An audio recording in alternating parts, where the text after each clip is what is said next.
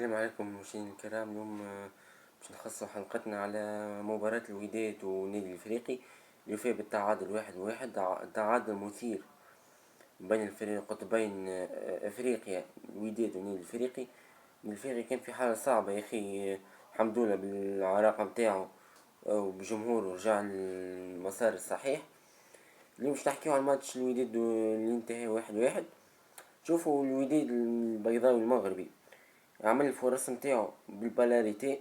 نشوفوا هدف اللي تقبل من الافريقي ديزيام بال تسجل هدف التعادل. هدف التعادل جاي خطأ كالعادة من حارس المرمى. حارس المرمى ما عملش حتى بلونجون باش يحاول لها، ما بقى يتفرج فيها الكرة. ساعات الأخطاء نتاعو يبقى صار تكررت عدة مرات، يبقى يتفرج في الكرة، تجي الكرة تسديدة، تجي الكرة يسدد المنافس، هو يبقى يتفرج لها، ما يحاولهاش. والهدف من أبرزهم هدف أمام الجزائر، قبلني أمام الجزائر، هدف معناه أحسن قلوب التوانسة. هدف أحسن قلوب التوانسة. كيفاش كورة تجي على الأقل تحاول لها يا خويا، من تصد ما تصدهاش، حاول لها قد ما تنجم وربي معاك. هذيك الخطأ نتاع معاذ حسن معناها أخطاء بالجملة. ساعات يصد الكرات مع المستوى الافريقي. نشوفوا التألق من أسامة السيلي اللي تمريراته دقيقة، دخلاته جيدة في المستوى، على مستوى الدفاع تدخلات جيدة وتمريراته دقيقة. معناه تنقل من الدفاع للهجوم، هو يساهم في الأخطار في دفاعات الوداد. وبالنسبة للمدرب الجديد واللاعب الأبرز في الملعب التونسي والأفضل من أفضل اللاعبين في البطولة،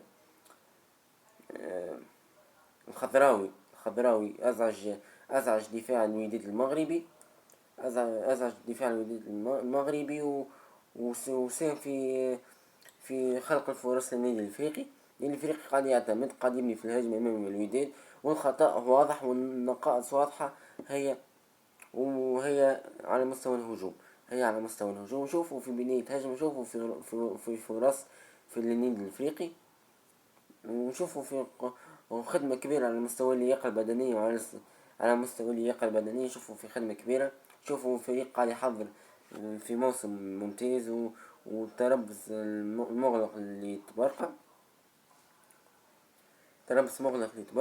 تشوفوا في تطور ملاحظ من الفريق. المباراة الودية ذي بتساهم في في مباراة الودية هذه باش تساهم في تطور النادي الافريقي، وتساهم في تصليح الاخطاء، وتساهم في تطوره على مستوى الموسم، مش يعرف كيفاش يحضر الموسم.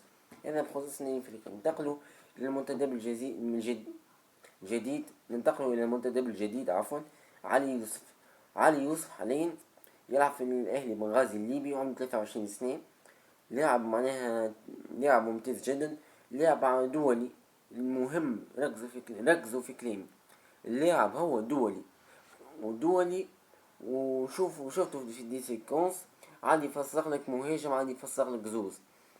اللاعب معناه قد يتحكم بالكرة وقاعد يبني لك الهجمات على مستوى الجهة اليمنى. وتهنيوا على الجهة اليمنى خاطر موجودة قلب دفاع من ذو الأسد، ذو الحجم الأسد وذو خبرات دولية، قادر يعطي الخبرة الدولية باش يفيد النادي الإفريقي. وتدخلاته رشيقة على مستوى الدفاعي، تجيب بلاريتي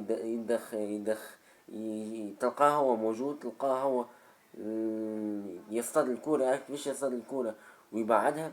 معناه مدافع ممتاز ويساهم في بناء الهجمة. هذا بخصوص النادي الافريقي. وان شاء الله النادي الافريقي عنده مقابلة ودية، وان شاء الله بالتوفيق ليه امام الزمالك المصري ووفاق سطيف الجزائري. شكرا.